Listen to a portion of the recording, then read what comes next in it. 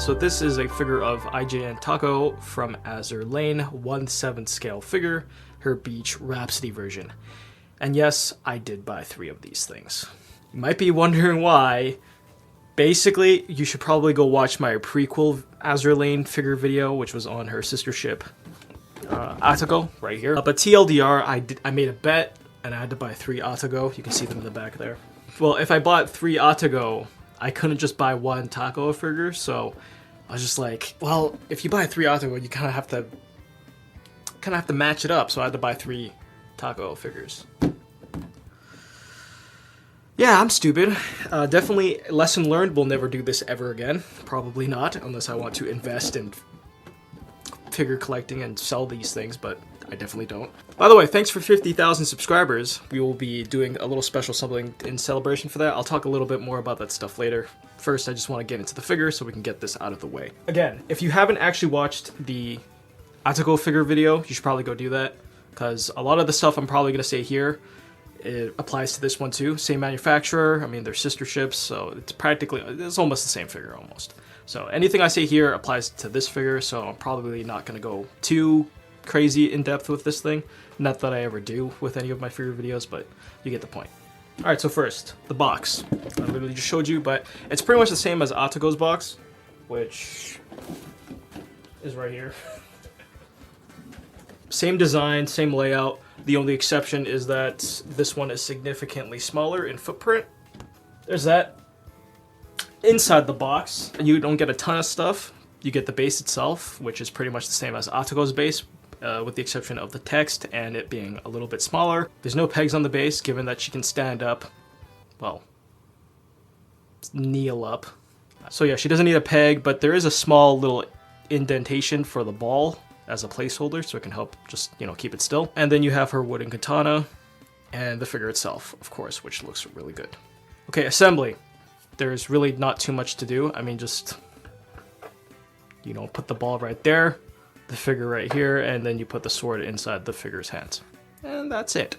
Price range for this thing is around 12,000 yen, I believe. Takao was around 18,000, so much cheaper. Overall paint job, it's pretty much the same as Takao's, like, really solid job. I love it. The sculpt is masterfully well done, if I do say so myself. If you can just tell by the footage, these curves don't lie, man. Good God, like the backside in particular has to be probably one of my favorite parts of the figure. Granted, you're not going to be seeing that for the most part, unless you decide to display it backwards, which is kind of weird, but understandable. Obviously, one of the main features is she's got some very large assets. I can't even hide it for this figure. Goddamn, they're very pronounced. I don't know what it is, but I just got a thing for characters with ponytails.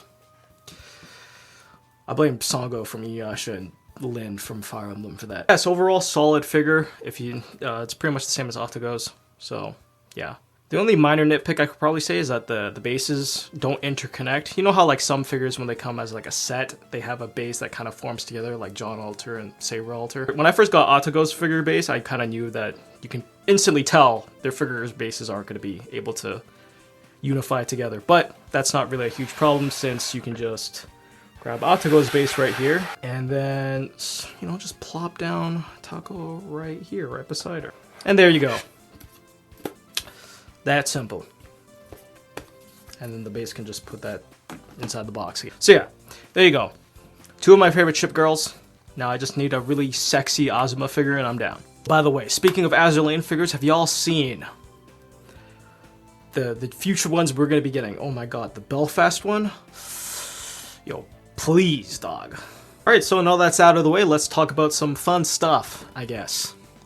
I don't know. Once again, thank you for 50,000 subscribers. We hit that a lot sooner. I guess a lot of you guys like the Rem video. I kind of had a feeling it'd do kind of well because it's Rem, and she's a pretty popular character, ReZero, popular series. That video did like 70,000 views, which is insanely crazy. Before I posted that video, I think I was at like 49.1K, and then after posted that video a week later, I hit 50,000, and now I'm at 51.5 thousand, which is insane. So yeah, subscriber rate growth was pretty quick. I don't think I've had a burst in subs like this fast before, so I just want to say welcome aboard to all the new subscribers. As you can probably tell, my upload schedule is horrendous. Alright, so we're going to do a giveaway for 50,000 subscribers. We're going to be celebrating. We're going to be giving away 2 scale figures, all right?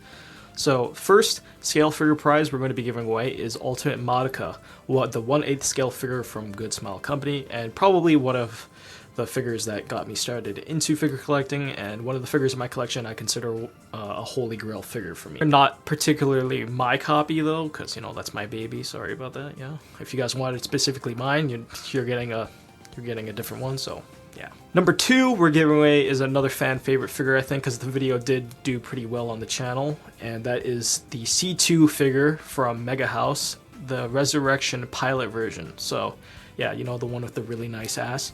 Apparently too nice of an ass, because the thumbnail actually got removed multiple times by YouTube. I kept removing it, and I kept trying to reinstate the thumbnail, and no, they just weren't having it. I don't know why. I feel like there's a ton of worse thumbnails out there on the platform, but I guess C2's ass was just too good for YouTube. So yeah, it kind of sucks, but it's whatever. I had to censor it, but it's okay. It's fine, I guess. But yeah, we're gonna be giving away that. All right.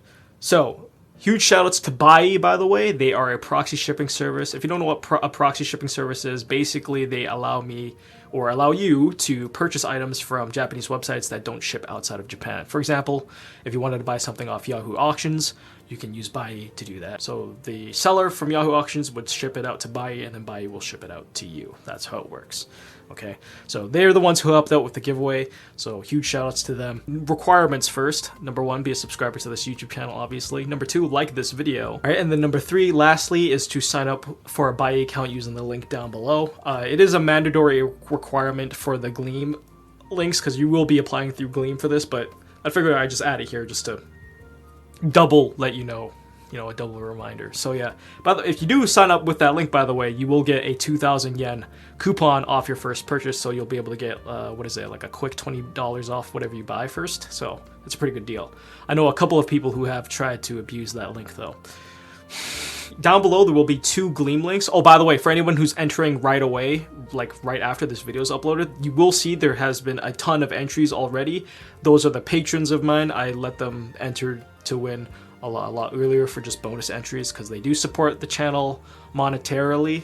Just, you know. By the way, I don't plug this too often, but if you do like the content and you do feel like helping out the channel, you know, you can consider checking out the Patreon page, or if you like purchasing merch for yourself off Tokyo Otaku Mode, I do have an affiliate link with them, so you can go down below, bookmark that link, and use it whenever you want to buy merch for yourself. No extra cost to you, and you do help out the channel a lot. And anyone who has been using that link, I love you, don't ever forget that. Now, there will be 2 Gleam links down below. So the first one will be for Ultimate Madoka, and then the second one will be for C2.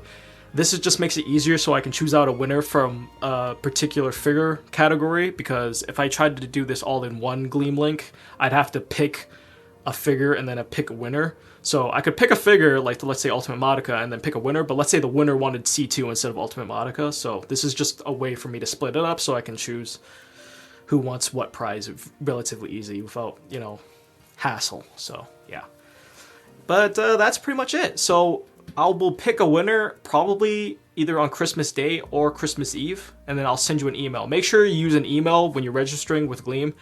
Make sure you use an email that is correct, because I will be using that email to contact you, okay? Just so then you guys know that. I probably won't make a video announcing the winners. If you get an email, you get an email. Double check the page on Gleam, because it will tell you who won. So that's probably the easiest way and the best way to keep up to date with who won. Alright, so that's pretty much it for the giveaway stuff. So what's good with you? Canada has actually just received a EMS suspension from Japan Post, which kind of sucks, so I have to use DHL for all my packages now. Which is bad.